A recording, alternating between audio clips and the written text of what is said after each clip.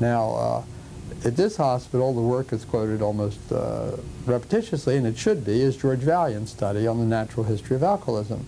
George was here for many years and did most of the work while he was at the Cambridge Hospital. And what George's work shows, he particularly used the Grant study, and that was a study where I think it was a class of 1942 at Harvard, was interviewed, selected members of the class, selected at random, were interviewed extensively. But I mean extensively. They were interviewed in terms of their personality structure, they were tested psychologically, their families were interviewed, they were followed over a period of time so that they really felt they had a grasp of what sort of person this was. George later picked up another retrospective study in which he could study people of other social classes. The idea was that at that time, that Harvard, after all, was upper middle class, so he had to balance the study with the Gluck's material because they had collected a lot of, not quite as extensive, but still pretty thoroughly done work on people of different social classes, particularly people of low-skilled working class and regular middle class. So that what George's study showed was that people who, according to every criteria we can understand, were not seen as people who were addictive personality types. And yet some of those people got addicted. They became alcoholic and they got into very serious trouble. And what is so interesting in George's material is that people then studying them made comments as to what they were like before. And you could see the retrospective falsification, that they decided what they were like before based on what they saw at the time they interviewed them. And this really is very important work and really forces us to think always of what we do when we do retrospective attempts to say what it was like for people growing up. That it's very hard to know doing it backward.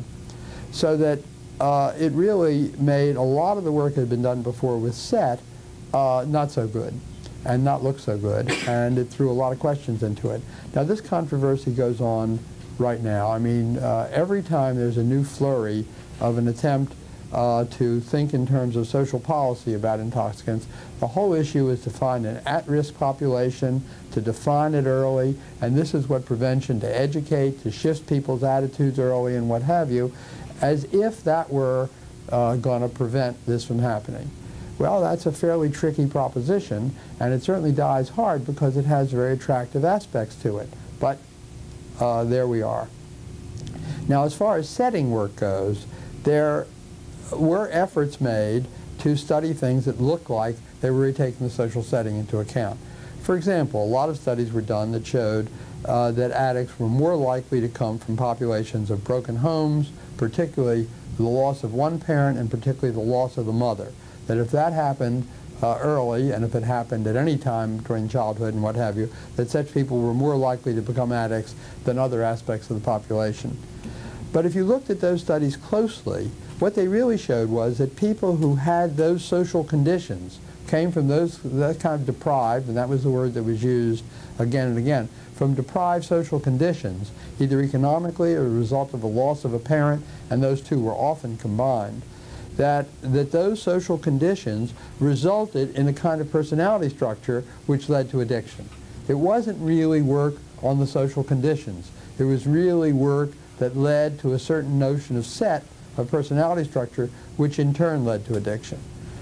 Now, in the last years, since the drug revolution, since 1962, we really have had a lot of experiences which lead us all to think that social setting is a much more prime determinant. One has to give credit where credit is due. I remember years ago, B.F. Skinner, when talking about something, said you can't choose your heroes. It's interesting how that's going on, because the person who really first called attention to the influence of the setting, maybe not the first in history, but certainly made most of it, was Tim Leary, who many think was the father of the drug revolution with his tune in, turn on, and drop out. And his contention was, at that time, working with psychedelic drugs and LSD, that the social setting and the physical setting in which the drug use took place made an enormous difference on the effect of the drug. And at the time, this now sounds absolutely, well, of course, everybody knows that. And after 25 years of the drug revolution, most people do know it. But at the time, the stricter biologists, the stricter quantifiers, really did not accept this and really did believe that it was the drug and the quantity of the drug and so on that was the important factor. And every time a law was made, any time social policy was developed around this, it would be around quantity, strength, and things like that. And the idea of the influence of the setting was not really recognized. But in any case, we did begin to learn a lot, and we did, around psychedelics, we learned that lots of people began to flip out in the middle 60s who used psychedelic drugs. At one time, it was the largest category of admissions to mental hospitals in the country.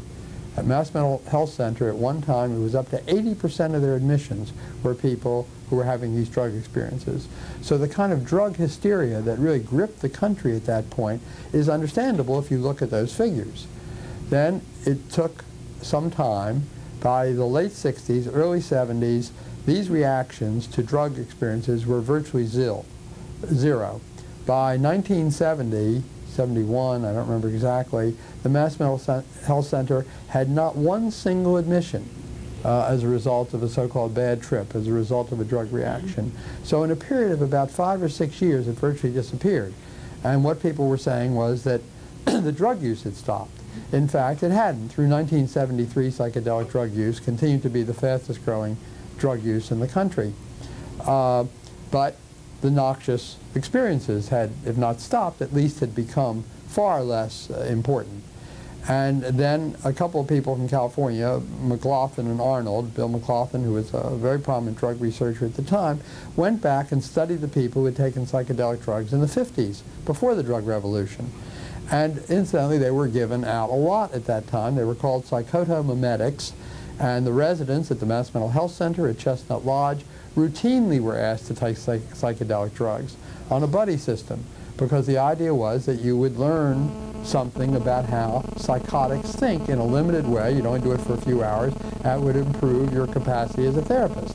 And a number of articles appeared in the literature which said, I took the psychedelic drug, I learned something about how psychosis worked, and indeed I became a better therapist as a result.